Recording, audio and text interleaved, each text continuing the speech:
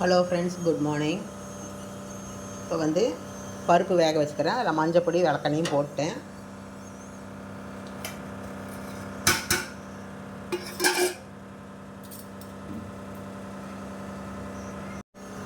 இப்போ கூட்டுக்கு ஒரே ஒரு தக்காளி, ரசத்துக்கு 2 தக்காளி, இதையும் எப்படி வச்சிடலாம்.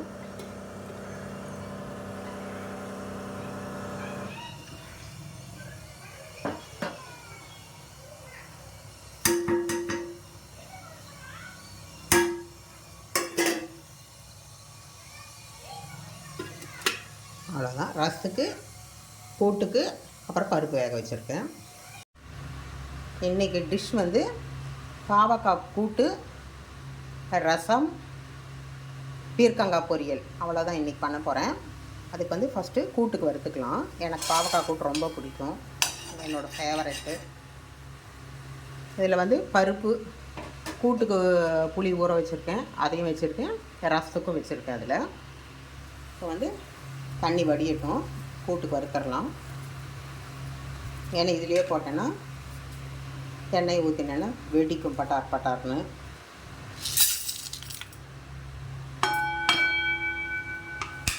ரெண்டு மிளகா தான் போட்டிருக்கேன், காரம் அதிகமாக வேண்டாம்.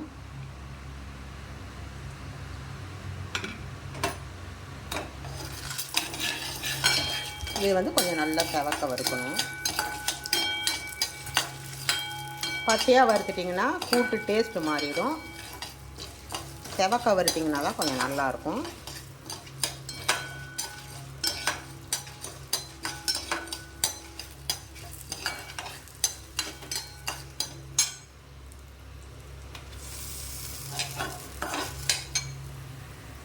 வறுத்தாச்சு, செவந்து போச்சு.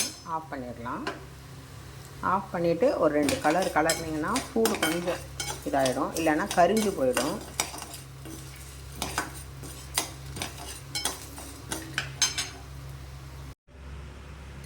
இன்றைக்கி இதான் பாவக்காய். இதை 2ஆக கட் பண்ணி 4ஆக கட் பண்ணி போடுவேன், சின்ன சின்னதாக தான். சின்ன பாவக்காய் இருந்தால் வட்ட வட்டமாக போடலாம். பீர்க்கங்காய் பொரியல் நான் சாப்பிட மாட்டேன், அவருக்கு மட்டும்தான். தேங்காய் கட் பண்ணி வச்சுருக்கேன், செய்கிறப்ப காமிக்கிறேன்.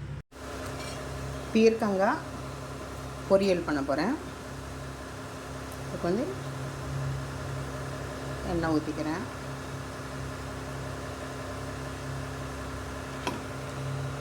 எண்ணெய் காயட்டும்.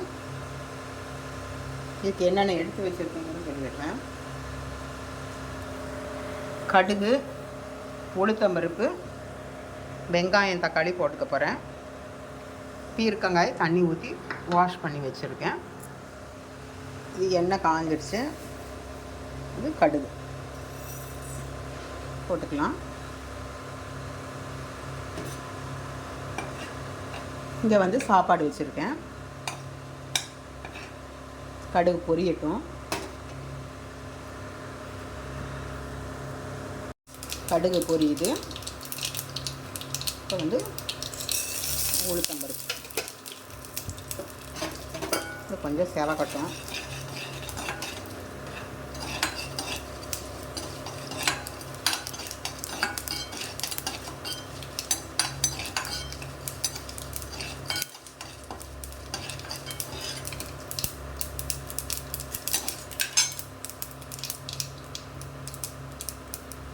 வந்துருச்சு. இப்போ வெங்காயமும் தக்காளி ஒட்டுக்கா போட்டுடலாம்.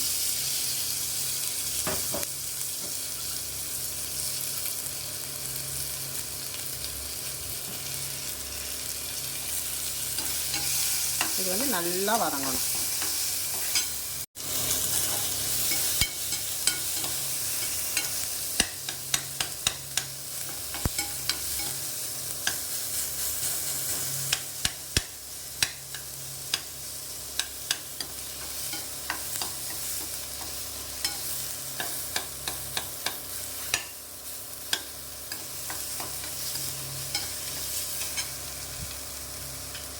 வதங்கிடுச்சு. இப்போ பீர்க்கங்காய் அதில் போட்டுடலாம்.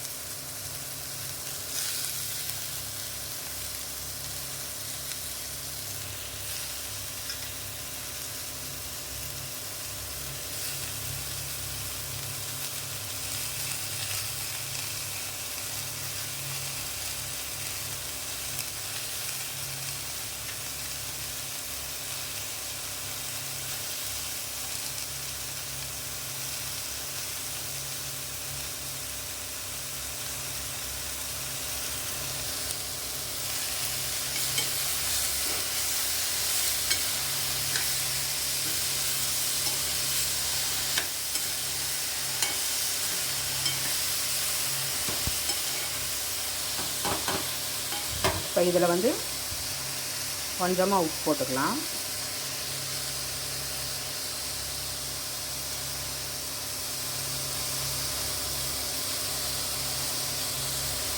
தண்ணி கொஞ்சம் ஊற்றிக்கலாம். இப்போ வந்து பாவக்காய் கசப்பு போகிறதுக்கு தண்ணி ஊற்றிருக்கேன். இதில் வந்து உப்புக்கல் போட்டு நல்லா பெசறிடுங்க.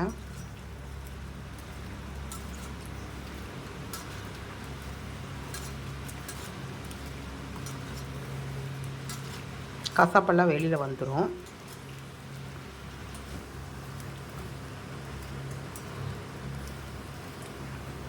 ஒரு 2 நிமிஷம் அப்படியே இருக்கட்டும்.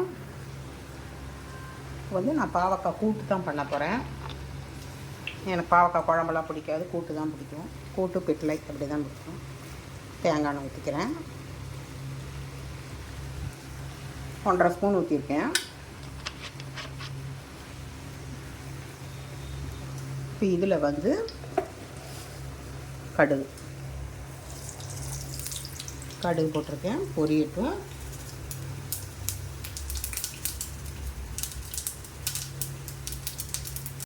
இப்போ வந்து கருவேப்பிலை போட்டுக்கலாம். இதில் வந்து தேங்காய்,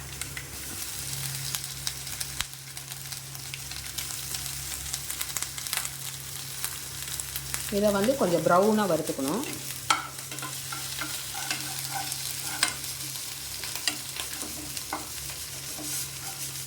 பிட்லைக்கும் இப்படி பண்ணுவா, கூட்டுக்கும் பண்ணுவா.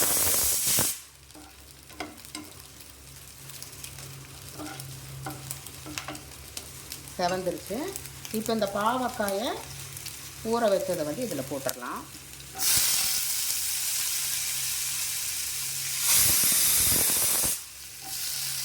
நல்லா வதக்கலாம்.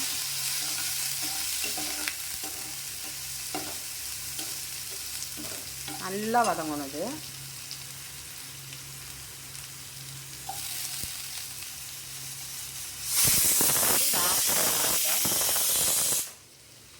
அடுப்பு ஆஃப் பண்ணிட்டேன்.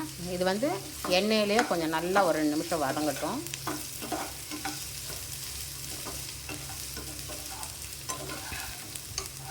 உப்புக்கள் போட்டு நல்லா அலாசிட்டிங்கன்னா கொஞ்சம் கசப்பு போயிடும்.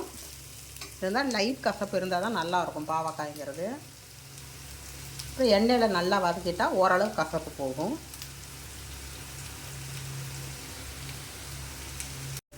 இப்போ வந்து புளி தண்ணி ஊற்றிக்கலாம்.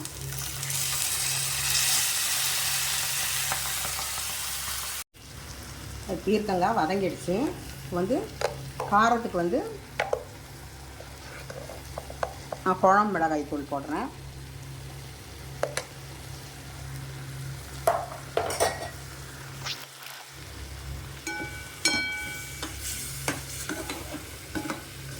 கொஞ்சம் வத்தட்டும்.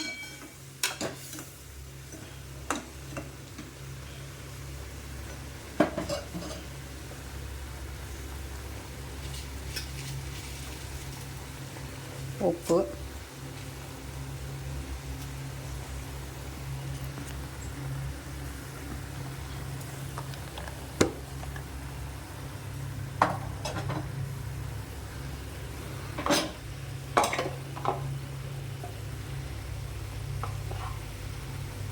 மஞ்சத்தூள், ரசப்பொடி போட்டேன். கொஞ்சமாக நாட்டு சக்கரை போடுறேன். இதுக்கும் பாவக்காய் போட்டுக்கும் நாட்டு சக்கரை போடுறேன்.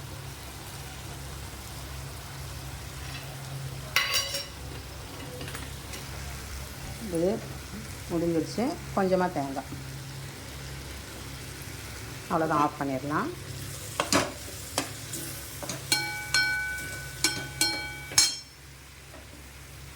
இது பாவக்காய் கூட்டு ஆகிட்டுருக்கு. இது வந்து அரைச்சி வச்சுட்டேன். இப்போ ரசத்துக்கு வந்து உப்பு போட்டுக்கலாம்.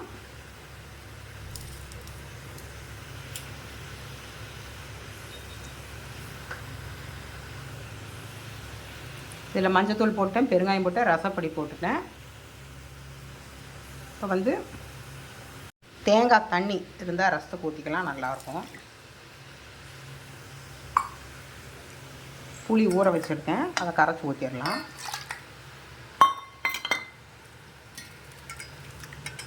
இது வந்து பழைய புளியாக ஆயிடுச்சு, கருப்பு புளியாக ஆயிடுச்சு. நல்லா டேஸ்ட்டாக இருக்கும்.